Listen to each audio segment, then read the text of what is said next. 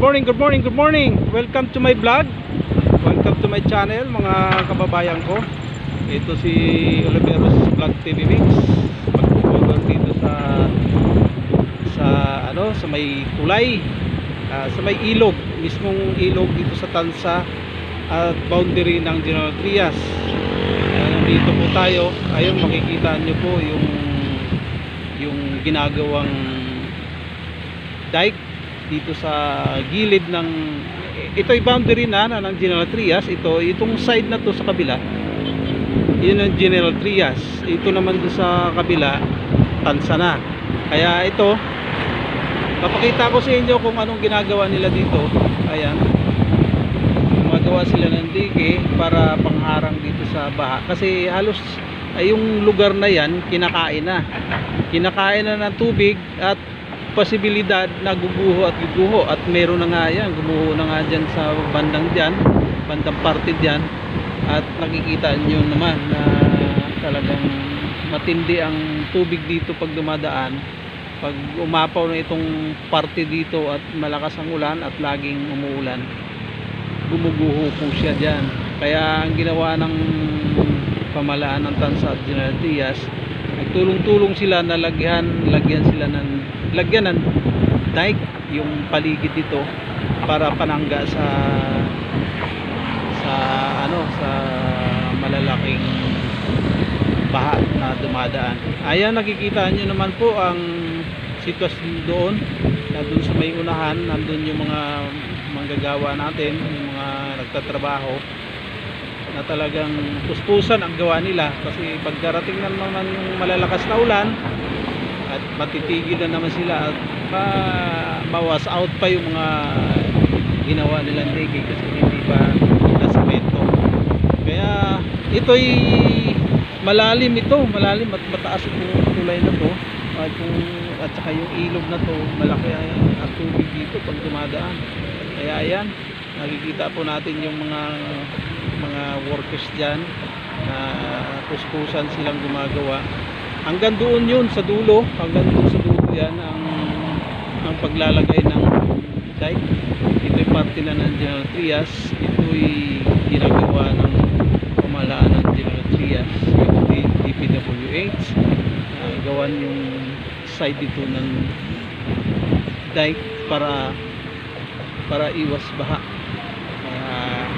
Maganda naman na nadaanan natin ito, kaya good news para sa mga mamamayan ng General Trias, kasi yung parte dyan pagkatagalan kakainin na talaga ng tubig dyan.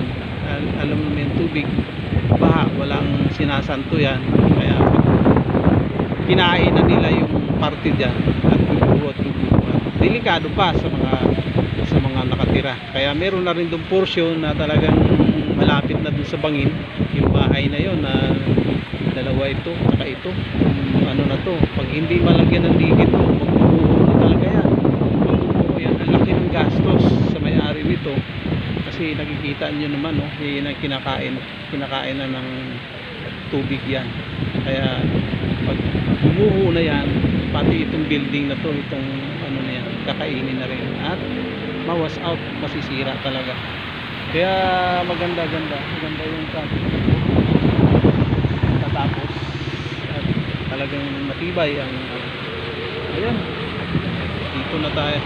dito natin nakikita na puspusan ang gawa ng natin.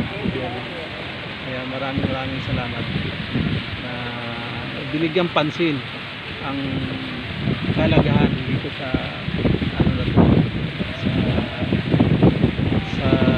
ginagawang dike.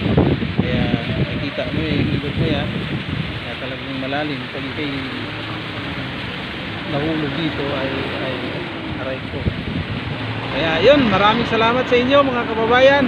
Ito yung update natin sa paggawa ng dike sa parte ng General Trias, side dito, kasi General Trias na dito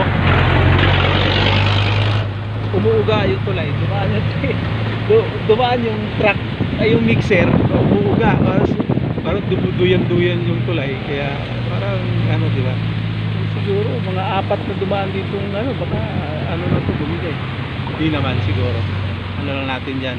Ayan mga kababayan ko, makikita nyo naman na talagang puspuso ng gawa at mano-mano, walang sasakyan. Yung backhoe lang mismo ang nandiyan kasi alam mo na yung backhoe kung saan saan naman lumulusot yan at saan saan pwede siyang kung saan dumaan na kahit makatulong talaga sa kanya yung ano niya, yung pangsandok, yung yung bucket niya nakakatulong at saka yung ano niya na kung saan siya pwedeng bumaba.